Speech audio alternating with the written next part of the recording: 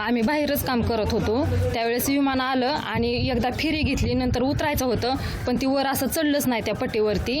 आणि ज्यावेळेस स्फोट झाला त्यावेळेस ती 2 बॉडी अशा साईडला पडल्या. तर त्या एक बॉडी अशी पूर्ण ही झाली होती आणि एका बॉडीचा तर चेहरा दिसत नव्हता, पूर्ण असं शरीर फुगलं होतं. तुम्ही हा अपघात पाहिला का डोळ्यांनी? हा, डोळ्यांनी पाहिलं. आम्ही घराच्या पाठीमागच काम चाललं होतं आमचं. नेमकं काय घडलं त्यावेळी? त्यावेळेस विमान गावाकडूनच येत होतं, असं खूप अंतरावर खाली होतं, वरती नव्हतंच ती.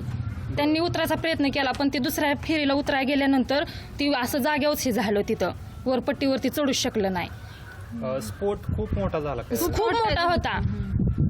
आणि नंतर काय परिस्थिती झाली स्फोटानंतर? स्फोट झाल्यानंतर आम्ही इथून पळालो, पाणी घेतलं पण ती आमची सुद्धा शक्यता नव्हती ते असं हे करायची, पाणी वाटण्याची. आम्ही खूप घाबरलेलो. त्यावेळेस दोन्ही साईडला 2 बॉड्या पडल्या होत्या आणि ती पूर्ण एक बॉडी नाही, चेहरा तर काही दिसत नव्हता पण पूर्ण पांढरा शपथ माणूस आणि असं पूर्ण फुगलेली बॉडी होती.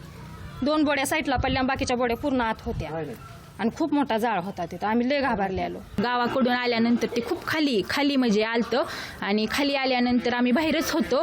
ते असं वरती जायचं, ते धावपट्टीच्या कडेला असं ते क्रॅश झालं आणि क्रॅश झाल्याबरोबर असं पलटी होऊन त्याचा असा मोठा स्फोट झाला. मग आम्ही पाहिलेलं, आम्ही बाहेरच होतो तेव्हा, म्हणजे 8:45 पावणे 9ला ही घटना झालेली. मग आम्ही खूप घाबरलेलो. आमच्या घराच्या पाठीमागे त्याचे पाठे सगळे पडलेले होते आलेले. मग आम्ही सगळे म्हणजे पट्टीवरती माणसं आहेत ना एरोप्लेनची, त्यांना फोन केलं, त्यांना कळवलं. ते नंतर आले, पोलीस हे आले, मग ते अग्निशामक आला आणि साईडला एक बॉडी पडलेली ती पाहिली.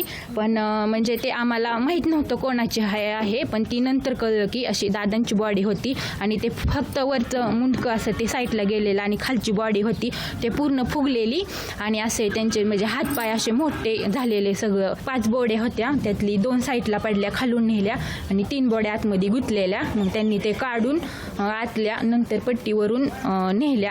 अशा टोटल 5 होत्या, त्यातून ते खूप मोठा जाळ झाला आणि ते चांगलं जाळ अर्धा तास तरी चाललेला होता.